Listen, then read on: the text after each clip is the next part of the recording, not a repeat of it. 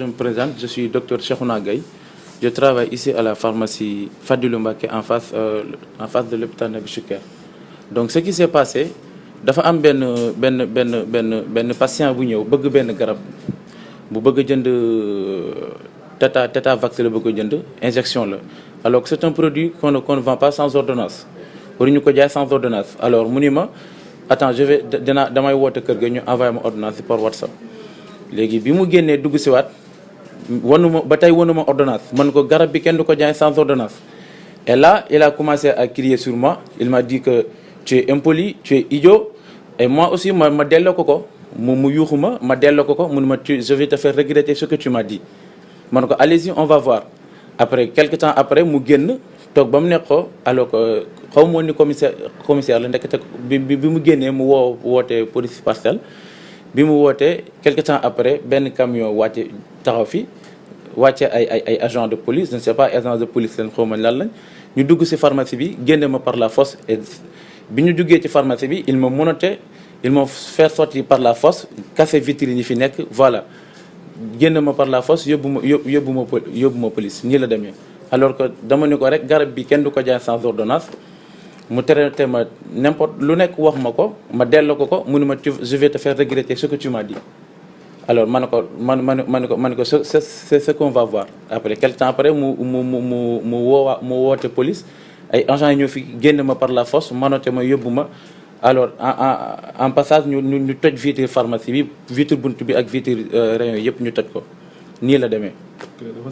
dafa civil wala dafa sol tenue? solul woon tenue civil la woon ñëw taxaw comme un patient qui a besoin d'un médicament alors que le médicament qu'il avait besoin on ne le sort pas sans ordonnance. Donc nii la demee. ñu ngi désolé wu vraiment ci li xew parce que nous sommes des agents de santé publique di liggéey suñu liggéey teg ko ci yoon taxaw fi pour santé population yi. tey jii man damay ne docteur Cheikhouna Gaye li mu def taxawaayu góor la def taxawaayu pharmacien responsable la def parce que bëri na ñoo xamante ne tey boo dikkee yor sa xaalis loo soxla ñu jaay la fii nag yàlla dimbali nañu ba liggéey bi ñu ngi conformé wu à la législation garab bi warul génn te ordonnance amul ñu wax la ko ñun xamuñu kan nga de li yoon santaane rek la ñuy doxal parce que fii ku fi mun a dugg rek dañ lay considérer comme un roi. C'est un patient yi seen wér-gu-yaram moo ñu fi bàyyi kon nag duñ fi nekk di def lu ñu neex ordonnance bi bu ñëwul duñ la jaay garab loolu warul indi coow ba yow nga dem indi sa doole jël say alkaati jël say police bi nga xamante ne dafa war a nekk pour la sécurité publique pour la sécurité de population nga ñëw ci benn nit. xanaa benn policier sax xajul ci benn nit waxatumaa nag nga indi lu ëpp juróomi policier ñu dugg yàqate fii mais waxuma dara sax mais kii c'est un agent lui aussi assermenté. Le pharmacien c'est un agent assermenté donc du wax lu nekkul pour lan ñu di ko menotté du sàcc du délinquant pourquoi ñu di ko menotté. léegi nag ñun nañ ñu wax ci ban dëkk la ñu nekk ndax ci dëkk droit la ñu nekk wala dëkk samba booy la lu neex waay mu def ku am sa doole jaay ko nit ñi. bu dee loolu la nag pharmacie yi tey dinañu commencer mobiliser wu nag tëj ministre de la santé syndicat ordre ñu war a mun a taxaw nag joxe un signal fort ba pharmaciens yi ñu delloo si leen li nga xam ne ñoo ko moom. Le monopole revient aux pharmaciens c'est pas des policiers wala ku mu neex rek ñëw def lu la neex ñoom li ñu war a waxuñu ko garab yaa ngi nii ñu di ko jaay ci mbedd mi bu ñu amee ñu mënote ñooñu la ñu war a mënote.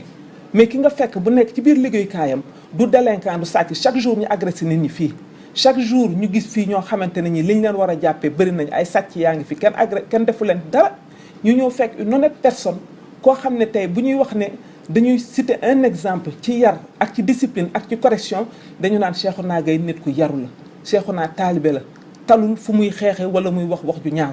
seetaane nag mun na taxaw bu seetaane taxawee nag ñun ñëpp dañuy d'accord ne les responsabilités sont partagées te man mënuma d'accord ki dikk ci bërëb règlement bi moo fiy dox nga tëb di saaga ay insanité kooku warul jóge ci gémmiñu kilifa. man bi ma demee mu ne ma man commissaire bi maa ñëwoon foofu dama jaaxle parce que man bañ ma interpellé dama ko woo di woote wallu woo commissaire Parcelles parce que moo ñu gën a jege mu ne ma man mi maa fa demoon ma ne non ay agresseurs ñoo fa ñëw mu ne ma man mii la donc c'est grave je pense que dëkk bi toll na foo xam ne il faut que ñu recadrer nag autorités yi waaw man de awma droit recadrer autorité waaye kenn ku nekk war nga xoolaat sa bopp ba booy dem ci sa nawle nga xam ban comportement nga fay yóbbu kilifa du njëkk a saaga